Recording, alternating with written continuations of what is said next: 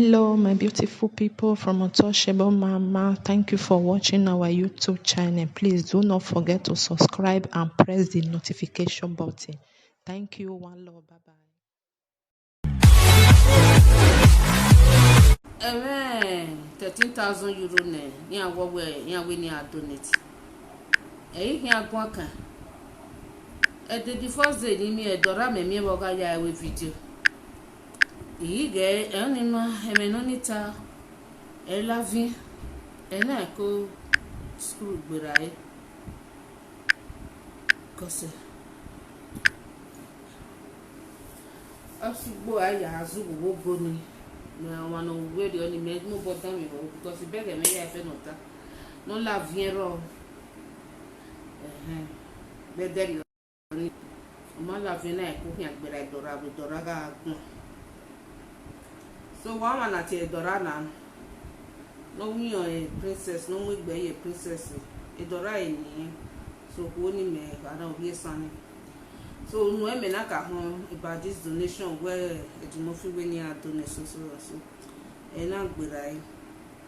So I not here without. Maybe get the right movie or why we make it something or Taleva. And I'm with Yaka and I will need down with him in a movie. It's Yi dame ho ene imam dia no finish o ga re life be dey imam dia ena wa gbera na wa egbere ena do to tena do awo na we ekesi ya be na we emi na ni ata na iya o eme na ya ke ata we ne ri ma wi gba polo seni we ka we yo ri go bi ami mi ofin when you boy gbaje kotu court yan boy o gbagbezo never eri mama gwe obi o hani biezo wanti wa ya gbe eri ma ya ri ejo owe o se no ni na ju nwe ro ko all the time this never obi o hani kere gbe eri ma boy yan gbaje court it's too small so a statement ni nu wa make ni when I say Neri Majoni or Sonome and it is very wrong. Again, we are Arian, Yana make us that time, gay, Arian, gay. We are say took me now. Yamino, my better man. Aristo. Again, another way, you have a case that time. Oni maladia no do se nu e na fa ne eri ma se ti be go on mo ven ma we na me na se ti defeat e ama e wo fen na what do how we case e biniki do wala de gba ata be biniki do ni because imagine me go pa na ya mi egwe e biniki do ga agwo e agwo ma na ho onyo junu ya iroko so mi no junu iroko enika o edede no nya dodo no e ba so nya dodo no e ba fan so obu on pa ti ka wi yan alade yan gbina ne wa bege wa ga ta bege ni eri wa kan ya gbe o eri wa gbe bi ege wa ya ka wa kan ya gbe una vie wo ba gbe wa na ya gbe kon ege ni the case ya like koto I don't know but what that we biniki don mama go pa ni ya fa mu ye di mo fi di mo fini ayari dana gari e court ni ayaya so mo se ni aya gbin ni e la de me ma e ke no kin odu wa do gbo esu I don't know so wa bet wa e ga sa esu ni e gine do kingdom wu wa no bu wa kin aka gbe me no tabu nu ge ma e wa na wu wa kin akon wa na ya gbo e kon so wa te mo ga to teme na si. And again, any man will polo 13,000. If I thought any man will have any man no. Ona gele ayi. Iga lawyer will not go marry. Or because of a do kingdom, lawyer na will go na lad 13,000 na lad. Any man polo so ni we any man wa polo selling. O ma gi 13,000 dey lad na do mu e. Na do mi o ta kan give you maje. After when the dad already do adonati gojo. La wala wo wa ga meri mani gboto eri ma gbera ni ne ogbera ni no pe ogbera ni ne wetin na dey talk sef so ina do ina wa ge na we na these people sef wetin they do na do total because like this live video na wa na this live video people I be a way different way near ya scammable. Iya mo miracle bottle la dan do ya scammable. Iya ye foundation la dan do ya scammable. Na we la dan na we ja wa me mi opa. Wa give you boy hin bore ona la dan foundation no pa la dan foundation no pa la dan foundation. Na iwa ke foundation wa ya je foundation ya scammable ne. No ye miracle bottle ya scammable ne. No rie ne ra wu no rie no rie okma la dan go wa do not yin ye yan rie Nigeria eri yen wo ehiaro. So wa ya collect go ne egbe ma wo wa that time wa na collect go ne everywhere was good. Wa beg the coronavirus here wa last year one of promised latin. Somebody like me, but I heard me why a throughout last year. A Spanish government was freedom. We are taketa no we wa here o. If I know come we have your supermarket too. My boy be majo. My boy mo pa o magajo. Oga 40 afo se fa be yan we calling them. My way the baby yari over here. If I ma fo be ma throughout last year. So I born on dey by Spanish government. Yan wa have taketa ni. E me pe we me ga ni a lockdown e me ko ya fo se vi me give say network e dey fuck up where now. Because when you are dying with that something is going on with you, something is wrong with you. So lockdown imade de suffer but if I had in my last year in my here that dog pay here. Why ya pay here now? Every year here gaga even bus card itself a ticket na here by go here. So that Igonians lost lose the last year. In my here we pay now.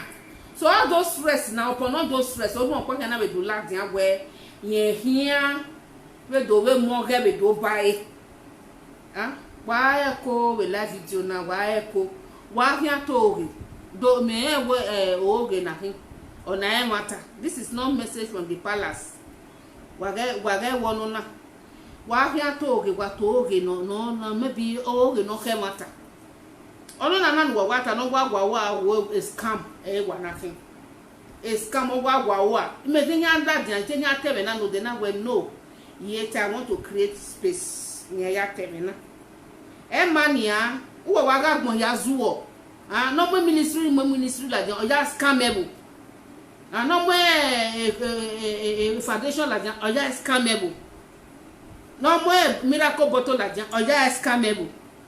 Wetin wapa wa bi agbere hin bo e fi va last year me la yan ma gbere agbon ya pay na do wa pay bo inside do wa do ma pay be din na enjoyment ni ma ye be last year that do gi no ni po e na enjoyment ni ma gi no ya gi no kwa na so nobody no yan we gbin yan do we gbin be oni do last year is come we do last 13,000 maybe every head the most of your always come na wa ga pu no ga rugbe o wa ma dede nu wa ri eri ba ko ri efun wa den wa wu wa kan do mu live video no wa lare o a live video presenter so wa ya lare wa nu wa do wa emi e so unless do wa wu wa kan ya we wa do ri okuma la je we ni ado if you go your pan nu wa ya ga if you go your pan ne 2,000 euro la o wa fi an yi ni wa ri o be ha bo wari bo pala den wa ga say wu wa we whereas igonu wari ya igonu wa ebo otum obuso ni agboya no to no gaga we ye ka we me wa de me wa we a scam and this another scam 2021 scam wa na hina wa ge we amu wa le ma gwa no donate job me ma gwa wa donate I'm just saying of my all him me wa ta I'm just talking of my own.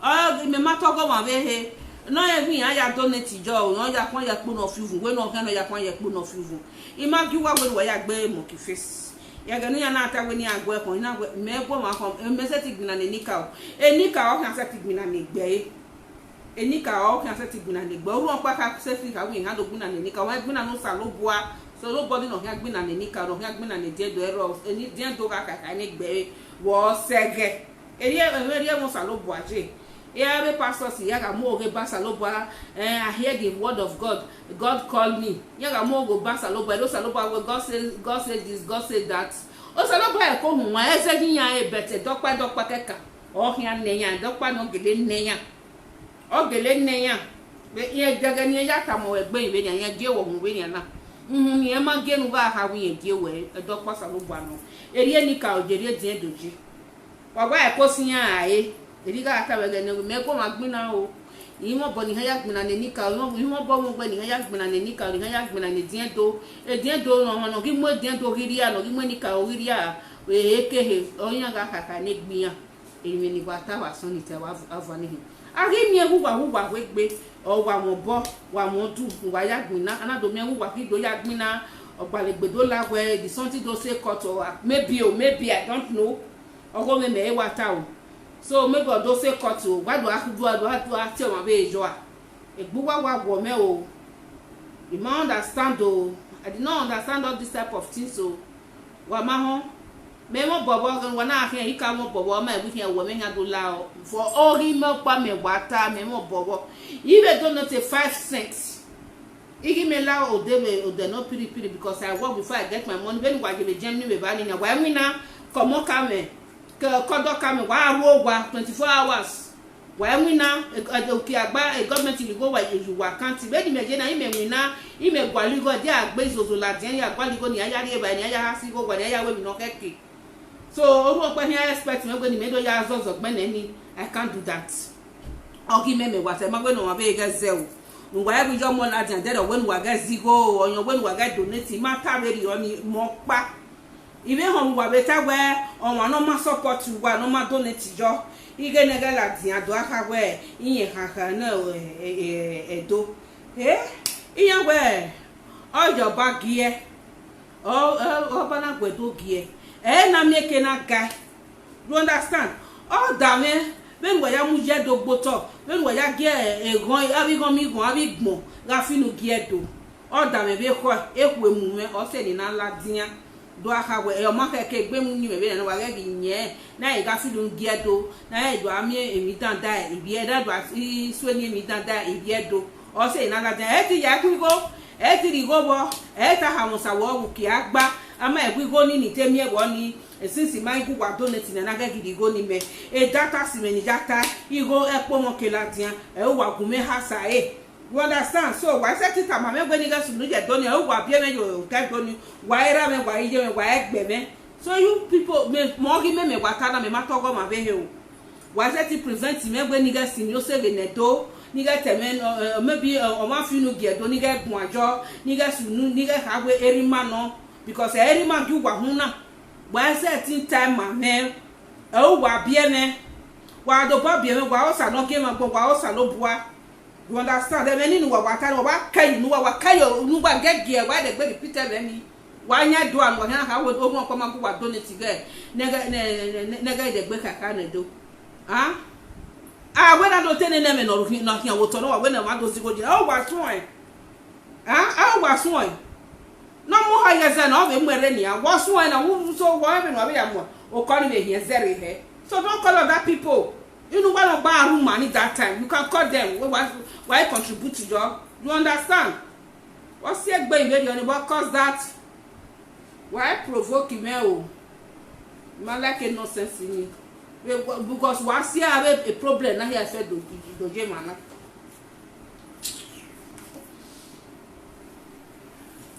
ma like nonsense ni wa te edokidon wa ha wa to wuwa pa no say nonsense ni re imagine manika ede wo me igu wa donate and wa set prevent me because o wa pay that as me o wa mu mi ade webo wa ri e ba me de agbe wa me fi opa wa wu me wo han do ta ma we ga gun wa nya nu me ni ya gun a ni ya la video wa e mi de since 2017 ni me la video wa e mi me so to gwa de wa e mi me so to do de wa e mi omo na koko so mo na biese wo wa e fi ta koko be se nwa be gbera me bi je me awa kaka bo koko be se o ha gun me fi nu e no se me je wu wa na makoko se abuti kanaba mo we nwa ga fi nu gedo a when I do tell na ga ma be he o finu gedo be nu finu gedo ni who get hiyan o man is setting me no pa lo han do ya la ja we na do no ti je mi no si amenu we si no ri ro kwa na ni e don we he we no ru pa lo ri mi la ja no o ru pa do gwe da amedan nu we no ro attention Why do you move me? Because every now wa no wa son no me. O wa son no me bring wa ya this race do. Eri ma wa se na do bo me egbe eyin gigele no. O ma bi 30,000 euro rie la tia. But when I take time oh. I got this grace o bi ere wa e ko to tag wa heti. Wa heti wa gie. Ebe si ma bobe wu dona gele bi agwi nyem no emi ni me wa o ni. Ebe si ma bobe iye tebe do we se fe he za be hon. Wa gole ae wa ma ni e foundation wa mu gbo ma ki gba e ona wa kan ibe do ja do la we latin because wa ga foundation la dia ni a ri me no kan se ju wa e ona wa kan ibe do mu latin wa kan ibe do ja we ataya for now. Sky rubbish be all this one. Wa ge ho ene now. Wa ge ho ene. Wa gbe ye gbe wa ge ko amu wa. Yan we bi ala no ko to vuwe. Wa gbo e. It's too much. Again, Obasa Kinari go when you are in a live video presenter, si be there you be anga campaign. Why to accelerate buwa? To accelerate buwa wana gbenuwa wana de abato baze. Aberi wa we accelerate buwa wana select no ewo. Wa pa o campaign be live video. Ona mi wana select gbe no kan go ni. Na bati na igbuwa jo ana mi go no te we no de nu na ifian yi gebe nu ya we ona ifian apati be go de igo are wa yin be nu ya ga ihe oli so no na we na do mu la when you open pilot we wa do donate go igo no ba se kiri wa mu la dia I dey see o I know every person just keep quiet don't be say na mumu Dana wa hunwana we na wa hunwana wa ge da dogo mami egwe to mani wa kon obe o mai mi no je da dogo gwa en kinu wa da dogo gwa mi no wa wu wetin dey cause all this nonsense wa gbe ye gbe wa gwali go wa ya wina ya lu ba bo ba ka bi ti an ga ju wa pin abo gan o ti mu wa bo a o ti mu wa bo mu wa we wa na se ti mi na ono gwali go no ye gi unu no rigo ye gi ela je no ya wina but take time o but what take time every time o wa ya we mi gwajo all the time mi go pa ija we na te gwalo ni 1 million ne gbe ma ko ri enu we gwa ri ni fune What 1 million in here? 1 million in here is almost 2,000 euro. God not done work on you buy why are you? Why go be buy? You go no back security why will you buy? Also cooking any here. Why me what I mean maybe very only now. What is the cost that one? I mean maybe very only. Go no back security go 1 hour waga ya gidi go ngwana gbado ati togba wana ho ri manike no ngwa makaba gi mama mi o salo bana fi boju wana bi le meni ya fe kwa wa ke do tale meni me da jijo gwa salo gwa we emi nu gwa uni e ma o hono ga ikobo no ana mu go no waru e go no gwa fun ga na mo no dun opa o ma ni o ye be ri e fo Ori efo dokpa ke dokpa igo ni onjo be fo ni opa na ri agari to fa afia no ma to fo ma na we fia no ma to fo wa pa na wa na ga e gbogbo wa na expect o we o bad bat abat yi le be nu wa we no abat na we gbogbo ajo wa wi se ga ni wa we ari mu go nu kwa ni ya wa we ni adodo ne tijo yi me ko bobo wa ni ka se ti donate ma we nu wa donate me ni mi agugwa donate yo ni I no get kobo ekmini ano kefe na bukut igo ni ya ri ba de emegwa lona e de agbe e ko wula dia sisi ola mo bo e ko berie we ko be ya ri ba se lo la mo bo e ko berie we ko be ya ri ba me ni ari ngwa o never da dogo da du half ya use oga e ti ya mu go re be ba wa ri ba no utie o mu la dia wa mo la dia we wa ga do ga e be no se never. Oh, you go carry a basket here. What talatu? What I? What matter? But no kuna pass na self make I pass for road. The people. Aye. Make any this phone not you. Oh God. I'm not getting it for magic. I get what I want look for that phone. I'm not getting it. Yeah, why you here? Why go let me know? No be done. Why go let me know? Done. Then you do donate 30,000 euro. Why we wa fẹ́ kó ẹ tó always why ya we ro pa. 30,000 euro is 6.5 million. Ẹ yourself. You got money here.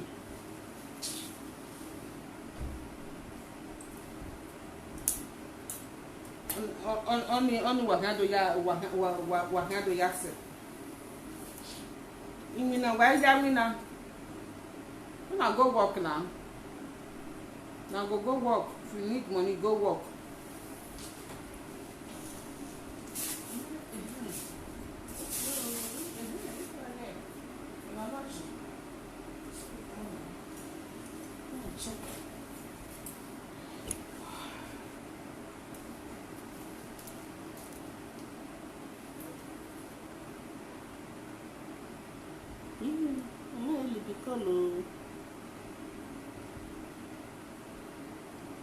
Nothing. Okay, now when I say, oh, don't forget to go church today.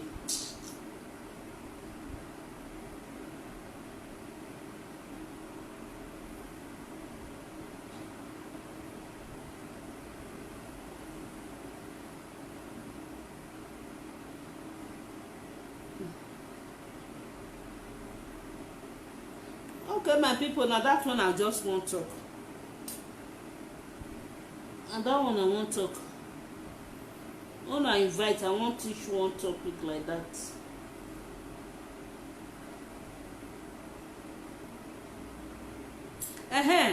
People went watch my video yesterday. That thing where I talk say that they use for if woman gets if woman they get a miscarriage all the time. Oh, now. Me I have it to miscarriage. Ni gbena go ko ege here. Ina we in here sir enyan. So there's something English so that do what Google normal one. First when don't know that way I talk yesterday, they say that they use for miscarriage. Anybody will be say they always the miscarriage. You get one thing when you go very simple thing like that. Then they call her Lufa. L-U-F-F-A.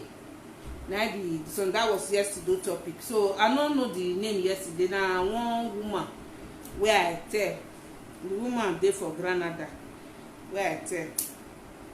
So when I give the something that I want to say they buy and come. The woman now urobo like now urobo but they hear bini well. So now I tell that and say see. So she can't use them. So yesterday I come call and say that thing waiting how you take get them because that thing it dey germinate for everywhere wa zobe here waiting whether you I don't know or why me make auto boy was zo be here wa mi on wa rule le ya na oje be we ni again something like watermelon e dey oja je the leaf ja jo rule le ya kan bo ki better you put be na the watermelon something like that better you wo so who don't take the name mama I don't know the name before yesterday when I talk and wetin I know for na the name I just know in science here we so this the name for English is Lufa L-U-F-F-A. Now that's yesterday only that. So today this topic when this thing when I want to talk so when I want teach people teach so how to use now 2 type of things or 3. So I want to first talk the simplest one first. That one very easy. So most of the things no say most of the things when all these hips when I know now wetin common wetin you fit go market buy wetin you dey use every day but now the wisdom for you to know wetin you go use am for spiritual purpose. So if you know how to use it for spiritual purpose, you know they go meet all this pastor all this babalawo all the time say, hey, oh baba, do this one for me, oh EJ, do this one. They go dey collect your money, you go dey just dey waste your money, you go dey kill okpabegbe all the time. Pastor, you go dey pay offering, dey sow seed every time, seed of faith, seed of quarrel, seed of nyash. You go dey sow for pastor because of one thing wey be say you know. Anybody wey you know maybe e dey pass long this long way. Like me now, most of the things when I know now right from small pikin. Now I know where I never know anything. Now I know I dey do am for person. I dey do am for person. I fit still teach you. So e don take when I don't know and I go the training. I suffer put before they teach me. I go many errands put. I go dey sweat like this. They sweat. They burn the one I go burn. They pound the one I go pound. You understand? It dey very difficult. That is my determination when I dey small pikin to know all those things. Now I know. I wait till me kakabo yen very agbon kan do ade mi kakabo pe ni mi ansun en. Ege ni gbe wo kan pe gbe. But see I wa ga yo okere ni wa vie be yi. Even be na ga even na ni me wa. I just lose guide o. You wa ke wa lose guide. Ege ni gbe wo kan pe gbe o pe gbe wo kan. So what my topic this one I just forget to write am there. Not no verse. So you know this thing wetin they call a scent leaf. Number one. I first teach that one. That one just dey very simple. You know say this scent leaf, Benin people they call am a bawonko. So that scent leaf, maybe you get this to clear hindrance. Now be that one. Maybe somebody curse you, you are under spell, or they carry your name go witches, or village people they worry you. Carry this scent leaf, fresh one. Before you go there, when you want plug this scent leaf, any when a tree or any leaf when you want cut for spiritual purpose, before you go there, remove your shoe for leg. And when you reach there, you have to pray, talk to the leaf, your purpose of collecting that leaf. You'll be like say you dey take permission. Now they hear wetin I dey talk, so be like say you dey take permission from that leaf. Say this leaf oh, I want to collect, I want to take am bath or I want to eat am for spiritual purpose oh, not buy for market. That one they buy for market, you know no person wey go pluck and come. Whether the person dey clean or be not dey clean. That is why some people when they say scent leaf, you say I go see and buy for market, you just go buy. If you buy and you use it, it not work for you because you don't know the kind hand where they don't take carry am. And maybe they go pluck am for just for eating, then you work on use them for spiritual purpose, you not go work. You understand? That kind of thing not fit work, not go work. If you get strong work for body, that kind of thing when you go, that one you go buy for market, so you not go work because they only pluck am for purpose of cooking food to eat, not be for spiritual purpose. You understand? I understand what I dey talk so. So if you want to use this scent leaf, remove your shoe for leg, go the place where you want pluck am, take permission. If person want enter, if you want enter person, I say you go knock door. Say pok who dey o, then you greet, you enter. Not be so, you know, just bounce enter the house like that. You know, say because na leave, you know they talk, you just go there, pluck and crank. No. You have to do things with respect because they even leave ants get spirit where they guide them. You understand? So as you dey go there, you fit carry salt or sugar or milk, carry am, or honey, any something like that, or honey. I just dey talk for any spiritual something when you want, any tree when you want go. You know say sometimes they go peel back of tree. That back of tree, if you want go cut and carry some cowries, native shop follow body. And wetin dem take teach me that time when we dey go bush, then na so we dey carry am. When you reach the place, you go drop am, you pray, put am. Every na say ukununi or na say mambe abi pakpe ran so na ya debe kinini wa ri owe kemi ya de ya se o se wa gwen yo ma se nenu ma se no pa ma se. So now person wey no fit go bush go do that kind thing, you know wetin you go do when you buy. May I just talk this one. If you go this kemi go, I not mean I not follow them buy something because not be everybody will fit go forest or fit go bush or fit go farm, go pluck all these things.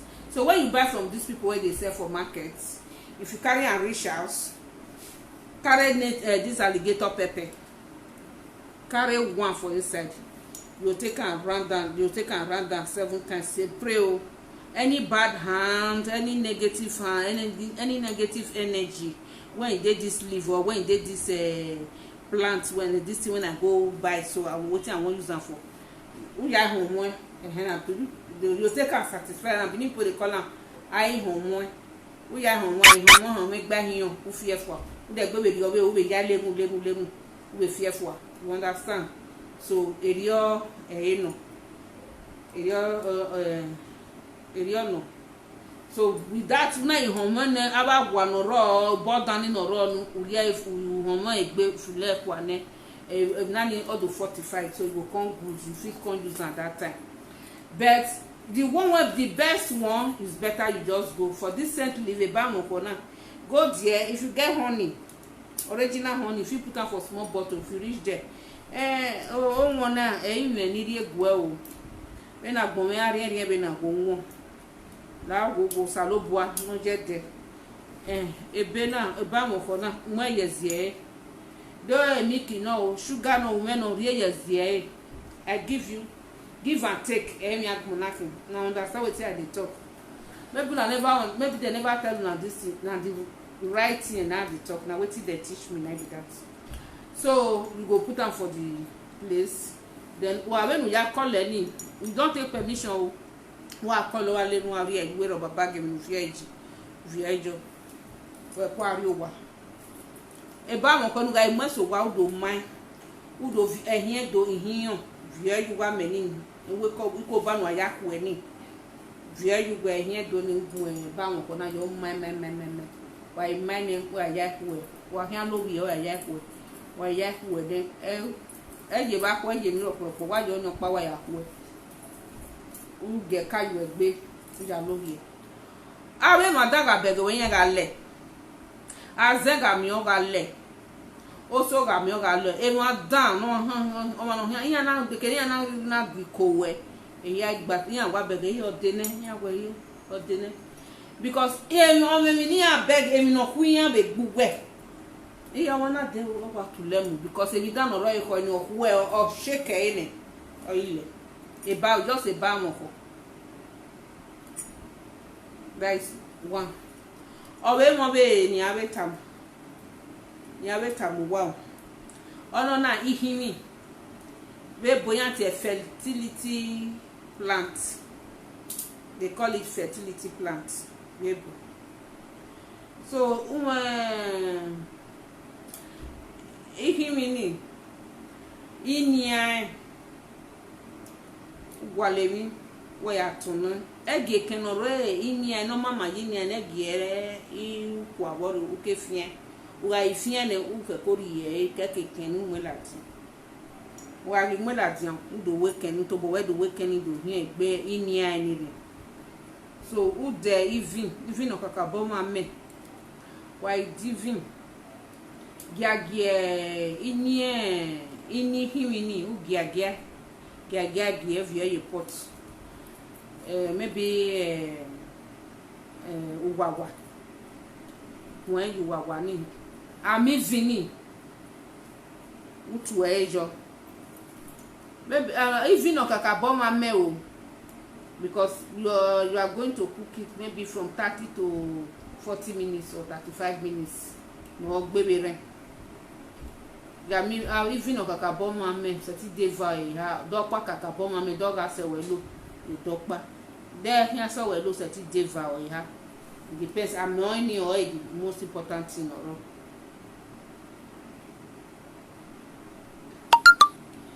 good evening my sister. So evening I'm when we am le while learning from 30 to 40 minutes we get enough to see when you talk. In case you now have a problem o maybe na emana ri ni when jogobo we mi ya fefefe ese begbe we yan mu we yo azen yan gbori we yo gbori re yan do yan go ma na azen no yan try when you ma setting yan do who azen. You understand? But I understand them in Itana. So it's to break bondage. our village people being like bawe. You understand? Oma when my wo work away your mom we nene mi wa when you born my big mama money give we ma ka very or yo salobua or what said do or money bari. You understand? So you ma ka we money give wo I did say so. So yagaga every time yagaga any here just to prevent no one making us say there. You know. So I'm just doing it for my people. That if you have spiritual work, you might understand who you certain even when then you might be certain here. Then you be certain no. Yeah, in our one certain where I introduce you to that person. When they hear now, see well look person, see well look me that hobby way. You understand? So you know.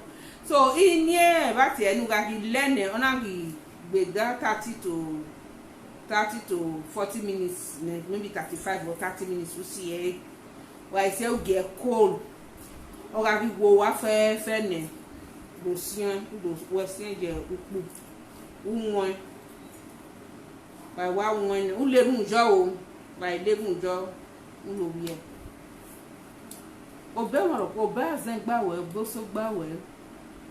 In ga try we se fian na beg mi no le working in spirit no le working yan ile yan wa zon ko na azon wa na u de azan yeye emi no rugbe gbe oso hian ni only Christians what is in me is bigger than what is in the world. You understand? So you know, so emi na ni we do tamu ba be na o wa ka yori o one by one wa gbene yoto o eri aya mama ga gbene yoto ima gbene yoto be gani gani na yekere betigi nwane ina do agbene yoto and you know say na do agbene yoto era me no kwa ima won ma hu do bai maybe ogbune ba ke bi ma won ba o yare mina era me no kwa very tall man don go gele town dey to yete ko bet o ma no bu me dey ta ma we era me yin owa ka botan opolo I will ask ya no ya ne ra me bia so we era ogele tan opolo a because that man always come o wa bu me adi mi na mo so wa gun me be ni na o we be ni na ni ama we o we ya o he ma u we ma de jere wo so na ja no ma we no ma bi mi na no pa wo no ona wo no na no pa wo no we mi ye fefe no ku we ma we ni we do we no ni o do a time ma me o ga ta mo ibo ke baba mu jane iya yare ebere ido agbene yo to bi mi na e je agbe emi ni me gbene yo to bi mi na ni do a jere we i ga agbene ni so ni we he ibo gbe na we gelebere na so we do ata ma me gbe ni gbe mi na ido a jere e na ni jere ni ebe ni no go me bo wa ido agbenu ido agbene emi na no okay ido gbene yo to ya igbene yo to we ni emi ya igbene yo to ne kepa but so that is the reason why I always wake up every day 3 maybe here 4 5 to 6 o'clock but so 6 o'clock I get over can do ya hu me then ni me na give na we pa no worry ne so that is it e ri wa no so e ri o ni je na do agbene yo to wa me be ni me gbene ni ji egegege so some need do ajere e do agbene ye phone e do install o make ni install the ye phone e do ajere so anytime me ya je Siviana in me penny latin they gbe do install the phone no say the phone na when the phone na stupid say o fuck up say imamu fua because e me gun no rugbe o phone body there e gbe na wa go me phone na go phone na wa switch off me here fe no rugbe o da me gbe so you know wa gbene yo to be ni fe ko ya tana wa gbene yo to wa do no me ya mi we go we na nu ta there ijo mo ta ma me ibe ya de gore because when it tana ni wa gbene yo to just write it down wa gbene yo to maybe one day maybe money there na one day you feel it down or no take we setting it there really ne you understand you know so kere kan ya isu apopo aladian e hai ma wa na ni so wa gbene yo to so maybe akwo anytime seti be ladian kiana oui Ama ko kana makuru na wage o wa baby. Queen.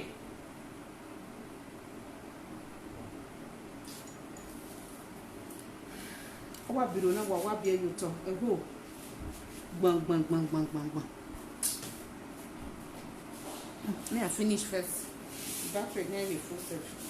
Okay, you wage na wa be sell wala o.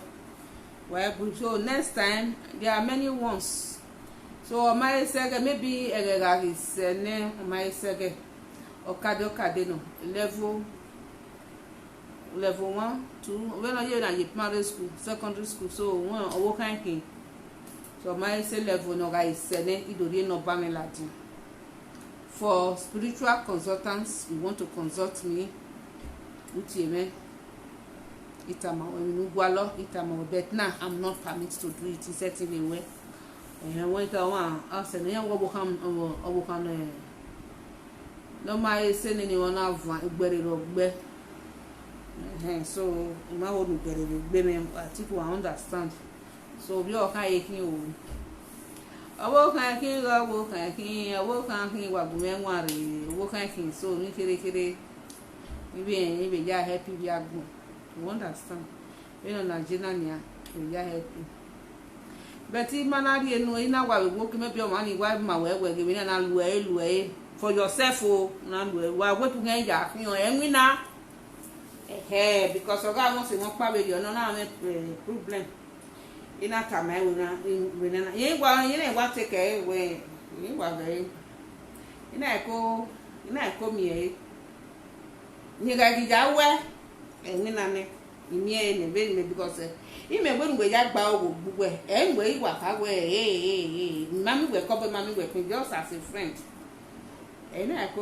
wa we yin gba na wo ke o wa we na ko we omo yan ya ma me me so fa yo for sa me gie ni ga yo gbo bi o kan because me o ma na ihu ge won amana gi mo hu se fo ye we no hu me bi yan ma like me so yan wa gi mo hu no oduga wi me iga ye so fa na de koki me iga we be ga ni bi ko yon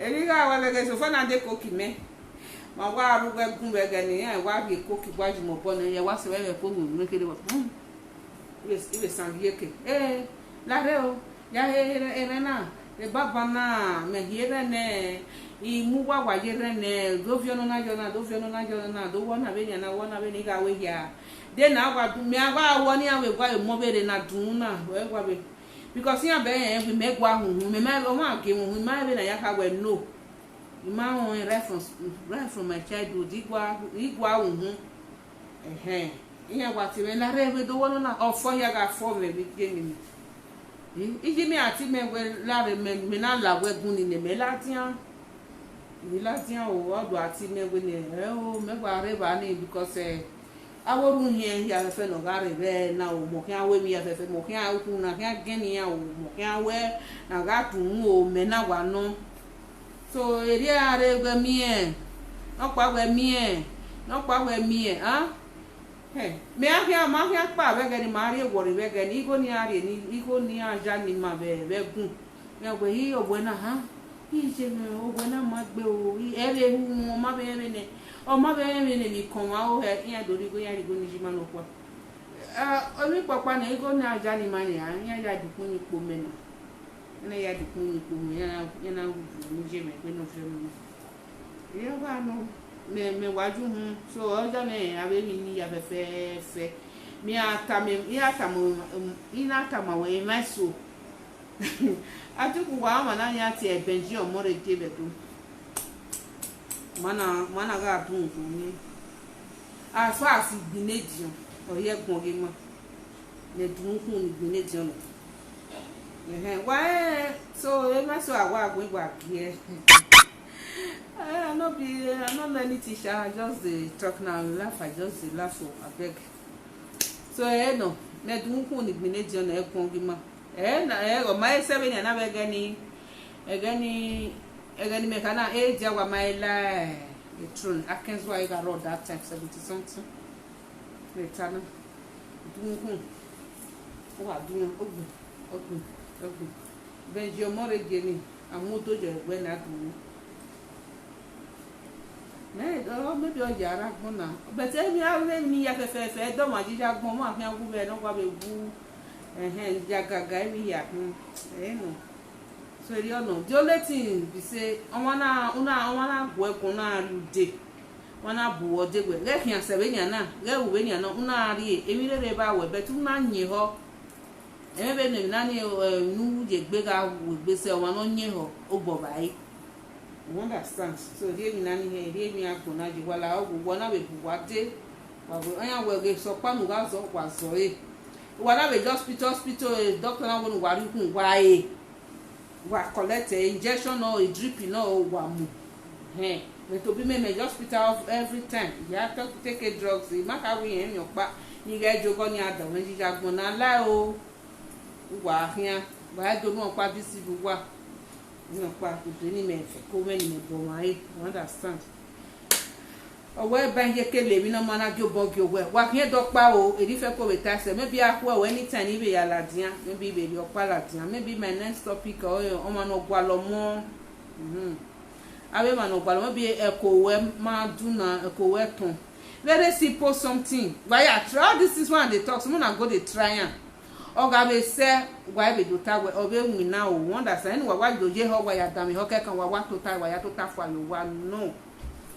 one no me problem be ko I will find one or two topic about emani gwalo mo ba ko ni ado treat wa ko bi o ma no gwalo mo no mai ha ma for long period o owo be ko or mani gbe no for to all those kind things I know every so how they help my people wa be ba o so that way no anytime yala jan wa ti e bo lo ni adam e ho yo ehian why the barrel and paper why ya me so that what to buwa ya we and don't be yourself be a doctor of your own enu ja gwa lo bo pa no bo no ma give you most of the time me ahun mi could you believe me ahun mi to bo me kaka ihun ni me ri ne gbi me o me ya to take gbi me this vacuna na ri vedere ona na wa ale na we ma ho ni vacuna okay many people don't know what they call vacuna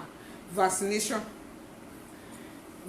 na ri egbera na ina ale na we ma ho ni vaccination because yan work won we no pa but ogi set e do get without all do dey compulsory for everywhere and my age age ban aketi no we ni dori even self yan we call we myself we na we engineer na we ni jewelry o ga me coronavirus no do spread there no ma be ya eri ata me last moment because e no buy where e no buy me keke no bi na dey no buy oge ba go me to be doctor me so the doctor I call me na my mama call we me kere ni so no yeah ona go engineer ona go which where ga me coronavirus no do spread there we no do spread there me am na we enter mama na we engineer but me gi se diane because what do dey compulsory na yari igiri na do the first one the first day ni dey ma after 2 days the third day ije me ogi strike me it go ino salobua ite iya worry my soul but what worry me gu I treat myself ikun ni gi de kun ni degbera 300 euro ona no ijade aso aware eho ba yenu wa to ba mu ya to wo you know e mere ni gbo mo e be no ga asu me that time period ni ma setting ala jan we live it too because ma oni do atolo mo ofo na meke do ala ni wo bege be ya tegun akere bege be ni ja tolo mo e so it up when to take me ni wa fe ko wa ri be dere oni they buy this baking soda igwa mi say na do mojo irobe na samejo o wani awa si me gba ton ni awukun ni de o ma wina me hospital ekun ni awe ni ekun ni agbe oma wina yan go to boy fo e ba e la me ho izati nwa me izati gun self ya ti te gun kere problem e na ni fe ko do na do mi say baking soda this baking soda na do mi say by let me show you people e ja kio egbe me most of the time I add my own treatment to myself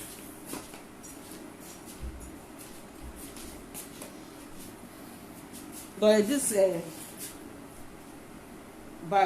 bicarbonato bien agredo the Spanish. Bicarbonato de sodio. Eyan ti the Spanish. So I don't know I don't miss it by lime. They by ginger. Ina do mweje wame. Na sameji say af eido ga won. Anyway, as we are once almost 6 times a day, we were saying we were one. He wants almost 6 times a day. Also, although clear treatment 2 days they been a while. When what they not take was sigba the COVID-19 injection take was sigba. On a gara. So then I said we were again with this thing. Or clear truth, ginger, lime. You know what? We know what could be. What could be now? You know what? Try. I will take kind rock. You will be.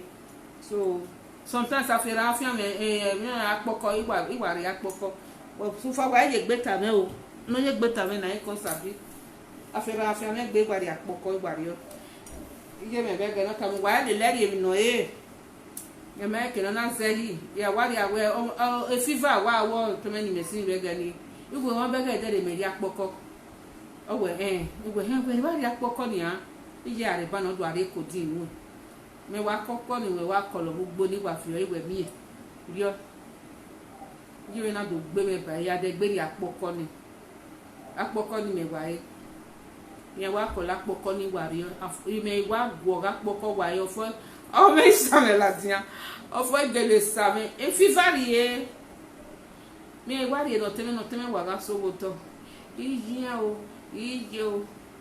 wa e o pe ya fẹ́ràn ga fiyan o egbin ga tan o we dey apoko owe je me bi wo be fi apoko we ne e ma kwe ne e ma ka mu gwa egweri emi no e me ne me ri apoko ni nwa me nya ofo gele go gele sam e fivari so ri gwa we o na there na we have let me just combine these 3 things together.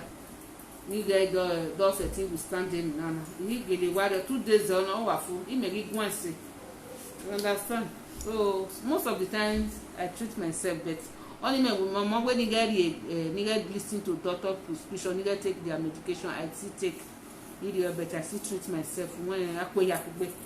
Oma bu mo me eyan we oma bu akuru. So now so it be my people. Till then, till tomorrow anytime ni ya mi bo. Maybe tomorrow my dear me boba because work perere back way. Imami boba anytime before the weekend I will still come back. Well, bye oh my people. Now bye. Have a nice sleep.